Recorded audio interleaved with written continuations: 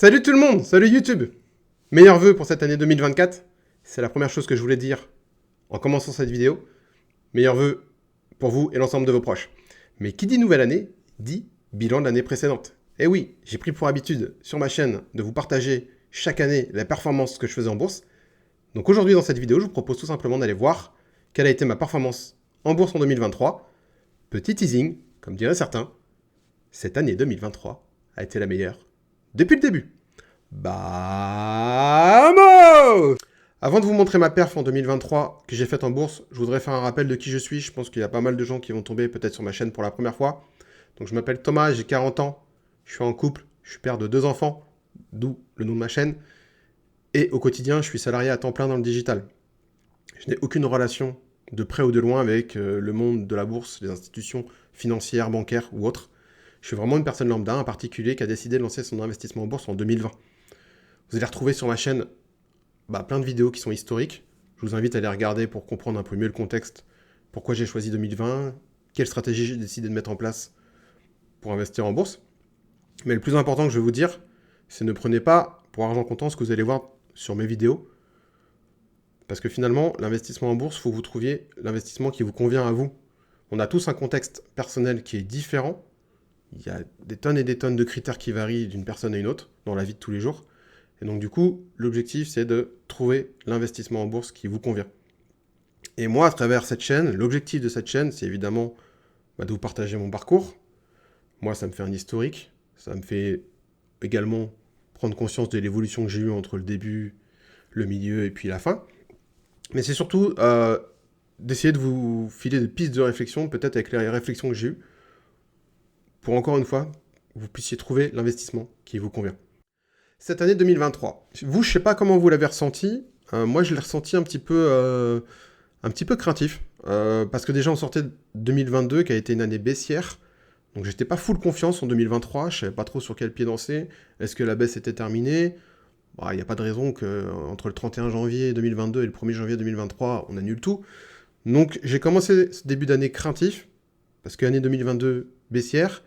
Parce que on sentait, d'un point de vue macroéconomique, certains indicateurs comme l'inflation, comme les taux d'intérêt qui avaient explosé, et on le ressentait au quotidien. Moi, personnellement, quand j'allais faire mon plein d'essence ou mes courses toutes les semaines, je le sentais, j'allais quasiment plus au resto, c'était devenu, à mon sens, beaucoup trop cher. Donc on sentait une situation économique pas folle, que ce soit en France ou même dans les autres pays en Europe ou même aux États-Unis. Le contexte géopolitique, il y a toujours la guerre entre la Russie et l'Ukraine, même si ça, je pense que les marchés l'ont, digéré. Mais il y a ce conflit qui va ressurgir entre l'Israël et le Hamas, qui vient mettre forcément un petit peu de tension sur les marchés financiers également. Et puis on va finir l'année en fait en trombe. On va faire en 3 mois, on va faire des rallyes de fou. À partir du moment où la BCE et la Fed ont commencé à dire et à nous faire comprendre que les taux d'intérêt allaient ralentir, voire même baisser, la bourse, elle attendait que ça. Et du coup, on a fini en trombe. Donc c'est plutôt une année mouvementée, qui n'a pas été super facile pour l'investissement. Évidemment, après coup, on regrette de ne pas avoir investi pendant la première partie de l'année, parce qu'on s'était dit, c'était là finalement peut-être les points bas de l'année. Et forcément, profiter de ce rallye haussier, ça aurait été évidemment beaucoup plus fructueux. Mais c'est pas grave. Vous le savez, j'ai continué. Alors, pour ceux qui sont familiers de la chaîne, vous avez l'habitude de voir mon petit fichier de suivi. J'ai toujours partagé d'un côté le PEA et de l'autre côté le compte titre. Donc j'ai continué à alimenter mes deux comptes. Ça, c'est quelque chose que j'ai mis en place depuis l'année dernière. Je fais des versements permanents mensuels de 75 € sur mon PEA et 75 € sur mon compte titre. Ça, j'ai tenu. Donc je suis plutôt content. Parce que comme je disais, avec l'inflation, forcément, il y a des charges et des budgets qui ont explosé au quotidien. Donc il fallait être capable de maintenir son épargne. Donc ça, je suis content. J'ai réussi à le maintenir. Avant de regarder la perf, on va dire annuelle, je vais quand même faire un petit bilan sur depuis que finalement que j'ai lancé mon investissement en bourse en 2020. Hein. Je vois que j'ai investi de ma poche 12 500 €. Et qu'aujourd'hui, la valeur de mon investissement en bourse, de mon capital en bourse, avec les plus et moins values latentes, est de 15 756,85 euros, ce qui représente une performance en 4 ans de 26%. Je suis très content. Moi, c'est un investissement très très très long terme. Comme j'ai dit au début, je ne suis pas un conseiller en investissement, je ne suis pas un banquier, je ne suis pas un financier. Donc moi, l'objectif, évidemment, de ce capital, c'était de le faire grossir, le faire grossir, le faire grossir, pour du très long terme. Et je trouve qu'il grossit plutôt bien. En 4 ans, je fais 26%. Je suis satisfait de moi, je suis satisfait de la stratégie que j'ai réussi à mettre en place. Euh, donc voilà, sur le PEA, je suis très content. Sur le compte titre, je suis également très content. Alors évidemment, les sommes ne sont pas les mêmes. J'ai commencé un an après, d'ailleurs, sur mon compte titre. J'ai commencé en 2021. Au début, j'avais mis juste 500 euros. Puis maintenant, j'ai réussi à mettre en place aussi un versement programmé de 75 euros. Donc ça m'amène des liquidités plus souvent. Donc on voit finalement que à quelque chose près, j'ai à peu près la même performance, hein. Je suis à 23% sur mon compte titre depuis que j'ai lancé ce compte titre sur 2 Giro. Donc là, encore une fois, c'est plus pour faire un petit bilan depuis le début du lancement. Je suis assez content. L'objectif est toujours le même, de faire grossir, de faire grossir, de faire grossir. Je suis vraiment au tout début de mon investissement. J'ai commencé en 2020. À l'idéal, j'aimerais ne jamais m'arrêter, je pense, jusqu'à temps que ce soit assez satisfaisant pour, pourquoi pas, transformer ce capital en rente une fois que je serai à la retraite ou plus tard même. Mais chaque chose en son temps. Pour le moment, l'objectif, c'est de faire grossir mes deux comptes en bourse et je suis content. Je suis content parce que je suis dans le vert, je perds pas d'argent et qu'au quotidien, c'est quelque chose que j'ai réussi à mettre en place, quelque chose de serein à gérer et facile à gérer. Et voilà, ma performance 2023 en bourse pour mon PEA est elle est juste ici, 14,22%. Donc je suis content parce que c'est un nouveau record. Bon, très léger, hein, parce qu'on avait fait 14,03 en 2021, mais c'est quand même un nouveau record. Ça fait toujours plaisir à la tête, au moral. Et ça fait plaisir de voir que finalement, la stratégie qu'on met en place, elle fonctionne. Elle permet, au fil des années, de toujours faire grossir le PEA. Et c'est l'objectif, donc plutôt content. Donc pour ceux qui ne sont pas trop familiers avec mon fichier Google Sheet, je note tout.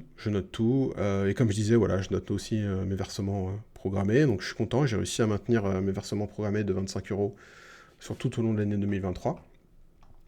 Et là, je vous propose d'aller faire un petit tour un peu plus en détail pour voir ce qu'il en est de ce PEA. Donc à l'heure actuelle, le PEA, il est constitué d'ETF et d'actions. On voit que finalement, j'ai une part égale entre les ETF et les actions, puisque les deux représentent 46%. Que j'ai une poche de liquidité qui représente 7%, qui est pas négligeable, hein, qui représente presque 1200 euros. Donc ça, c'est la résultante de deux choses. C'est un, de ne pas avoir trop investi en 2023, et de deux, d'avoir continué à alimenter mon compte titre, mon PEA, pardon, en versement programmé tous les mois. Donc voilà, c'est cool, j'aime bien avoir une petite poche de liquidité, ça me permet, si le marché corrige un petit peu, d'aller renforcer la poche ETF ou la poche action. Si on prend mes ETF, alors pour ceux qui découvrent le tableur pour la première fois, j'ai une performance historique qui est là.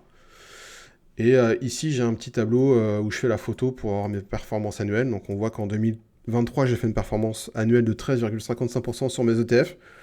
Le CAC avait fait 14%, on a dit, mais je pense que ça n'a pas de sens de se comparer au CAC, puisque j'ai quand même, sur mes ETF, je suis exposé, si je dis pas de bêtises, voilà, à 52% aux États-Unis. Donc en fait, vaudrait mieux se comparer, je pense, à la croissance américaine.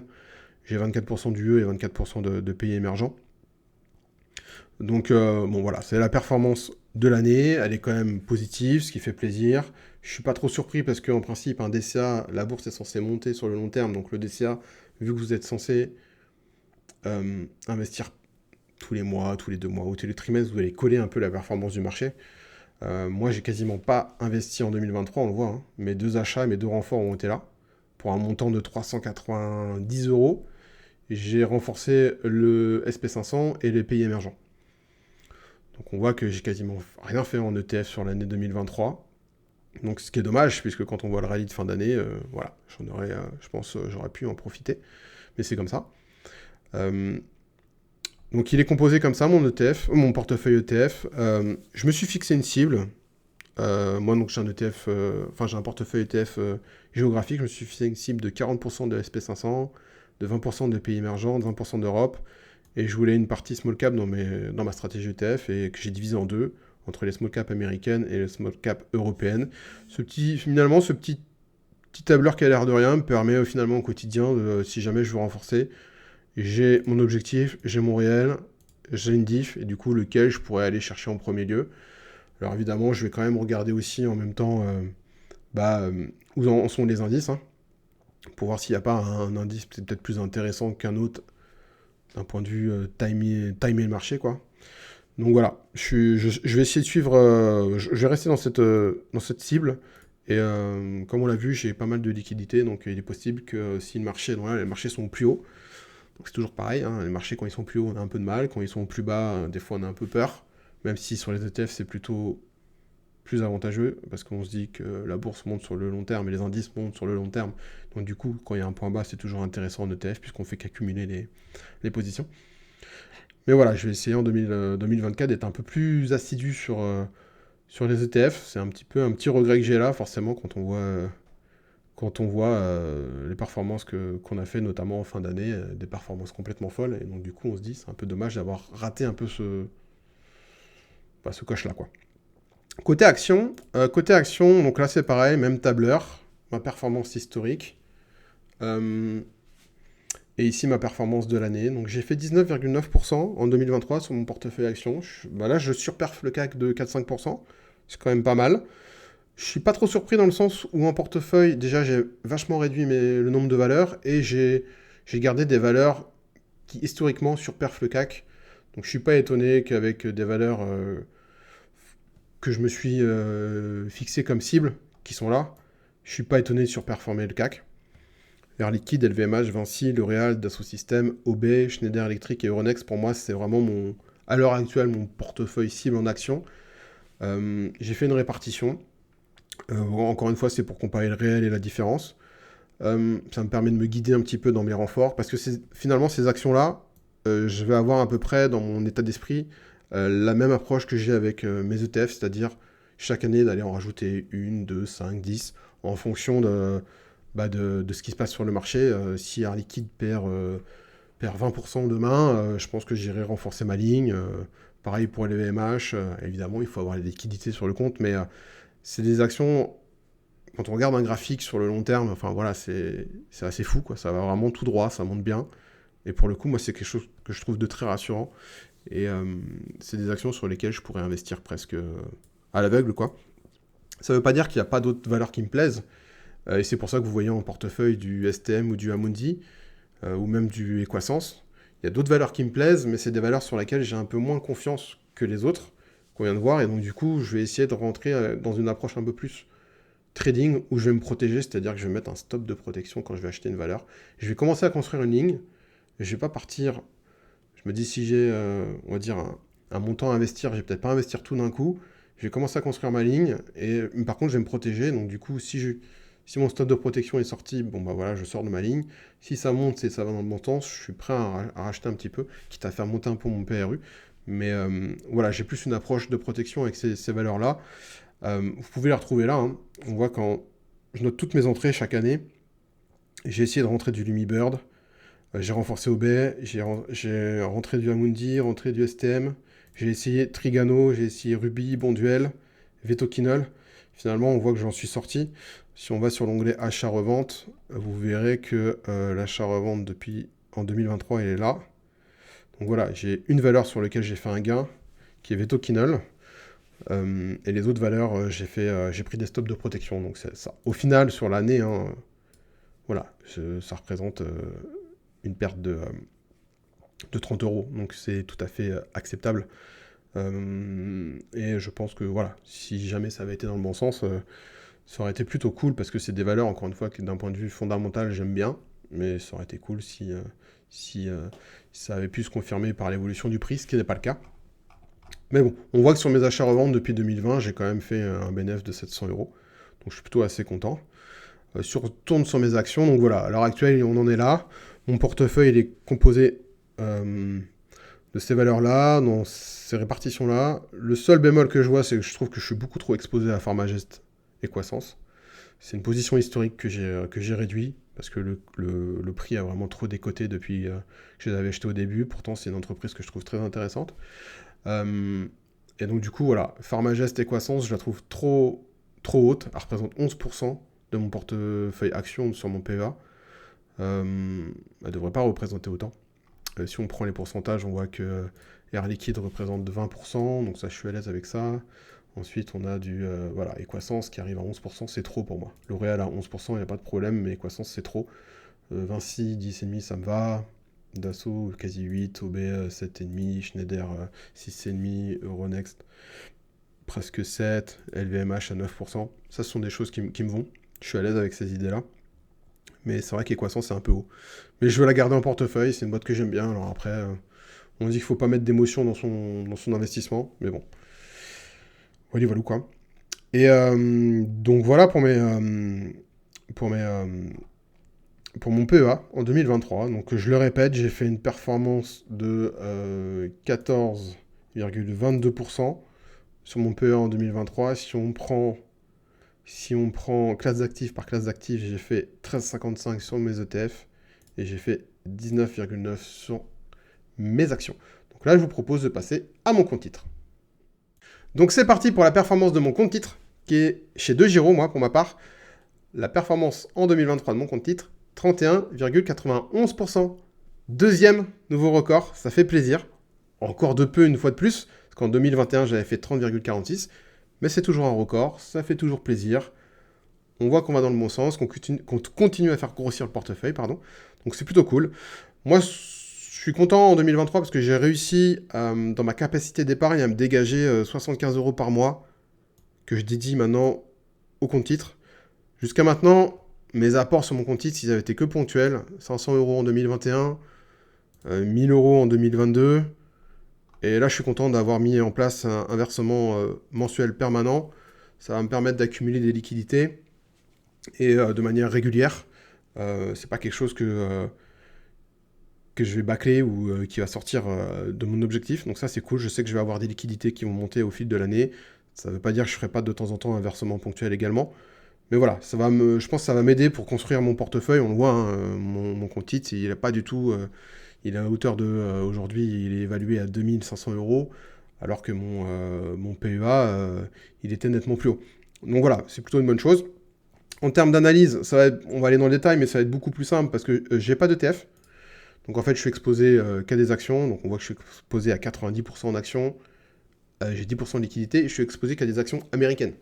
Donc on va pas chercher à faire des comparaisons d'un point de vue géographique. Je suis vraiment parti que sur des actions américaines.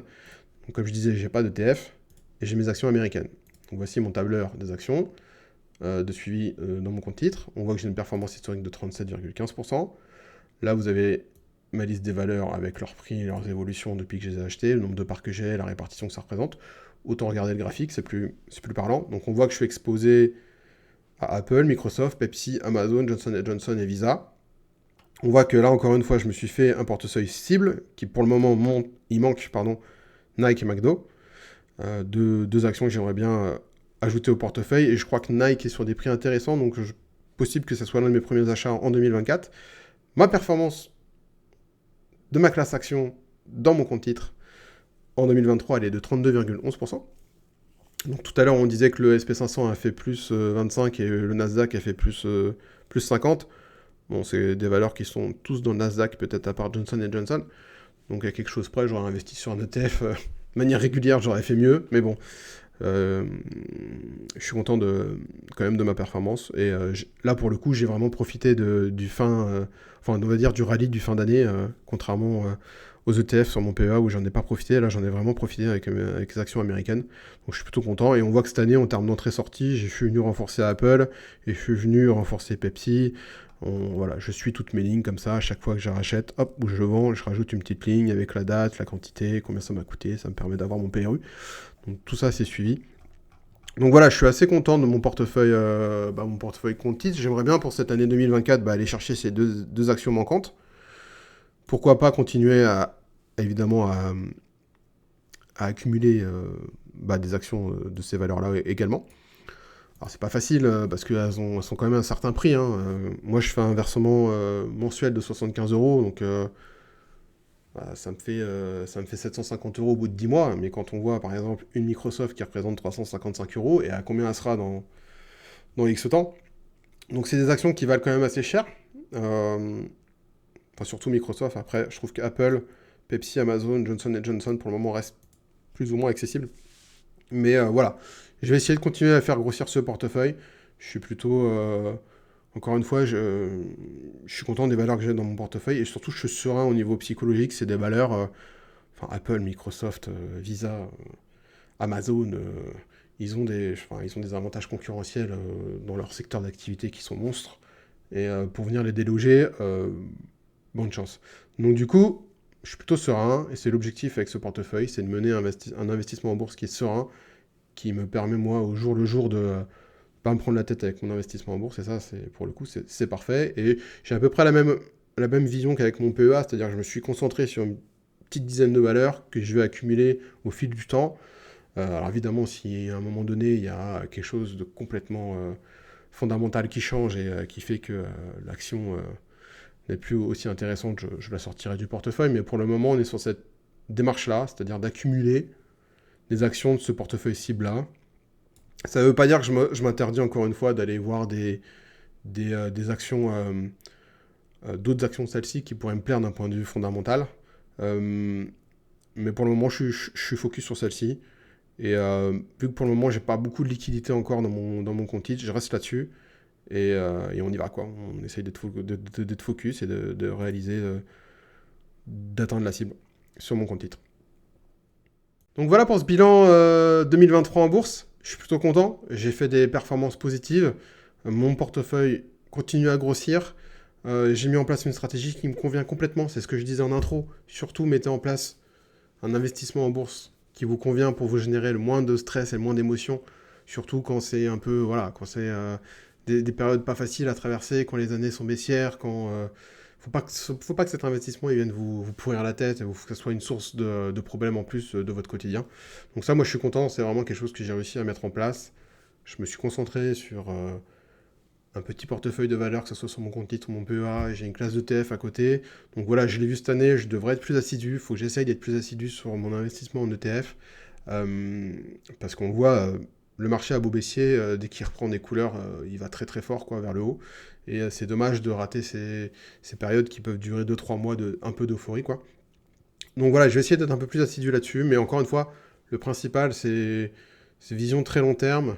Là, je fais une vidéo annuelle parce que j'aime bien, ça me fait marrer, et parce que ça vous permet, vous, comme moi, d'avoir une idée de la performance qu'on fait quand même. Il faut quand même toujours un petit peu mesurer. À partir du moment où on note tout, on mesure tout. L'idée après, c'est d'optimiser, sinon autant ne pas se prendre la tête à faire autant de tableurs.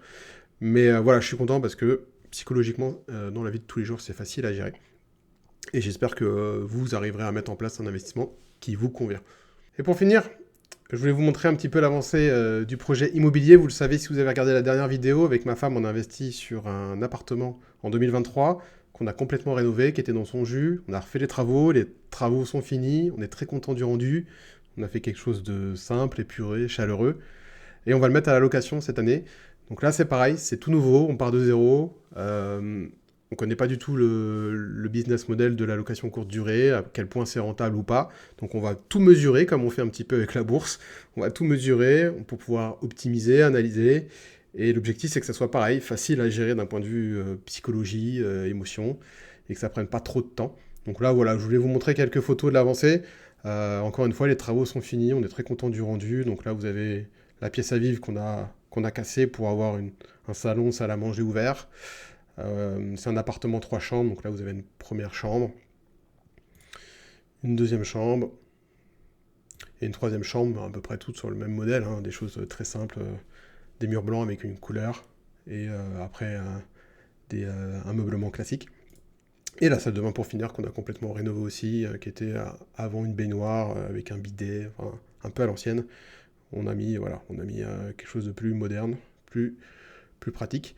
Donc voilà, ça c'est quelque chose aussi qu'on espère qui va prendre en 2024, on a hâte. encore une fois, et ça fait partie des projets 2024. Je pense sur lequel vous aurez un petit suivi au sein de la chaîne. Donc voilà pour ce bilan de l'année 2023. Honnêtement, une année 2023, je suis très satisfait sur la partie bourse et sur la partie immobilier, forcément. La bourse, on continue à faire grossir notre portefeuille. L'objectif, il est très très très long terme. Alors je fais des vidéos 1 à 2 fois par an pour mesurer ma performance, ce qui est normal. Ça me permet d'analyser, d'optimiser et d'affiner ma stratégie si besoin. Et je le fais en toute transparence avec vous, parce que, encore une fois, l'objectif est peut-être de vous donner quelques pistes de réflexion. Donc ça, je continuerai à le faire, mais l'objectif premier, il est très très long terme. C'est un capital qui va grossir, j'espère tous les ans, et qui me servira dans 20, 30 ans, quand j'en aurai besoin. Sous quelle forme, je ne sais pas encore à l'heure actuelle. Et la partie immobilière, je suis très heureux parce qu'on a trouvé un bien qu'on a complètement rénové. Et là, j'ai envie de dire, c'est presque maintenant que ça commence. On va le mettre à la location et c'est là qu'on va voir si c'est intéressant. C'est là qu'on va pouvoir mesurer les choses, qu'on va pouvoir affiner encore une fois les stratégies, un peu comme pour la bourse. Voir sur quel critères, sur quel levier on peut jouer pour essayer de rendre l'investissement le plus rentable possible. Mais là, encore une fois, il faut se dire les choses. Un investissement immobilier, c'est pas un investissement rentable à court terme, mais il faut que ça soit sur du long terme aussi. Donc voilà, très heureux pour ces deux parties-là. À titre personnel, j'ai un petit challenge, j'aimerais bien trouver une activité qui me permet d'avoir un revenu complémentaire. Peut-être que ça sera une nouvelle thématique sur la chaîne, allez savoir. Mais voilà, on continue d'avancer. Et puis je vais terminer ma vidéo comme je l'ai commencé, en vous adressant une nouvelle fois les meilleurs vœux pour cette année 2024 à vous et à vos proches. Prenez soin de vous, prenez soin de vos proches, c'est ce qu'il y a de plus important dans la vie. Et je vous dis à très vite sur une vidéo de Papa Investi. Le petit like, le petit abonnement, n'hésitez pas. Et on lâche un vamos. Vamos!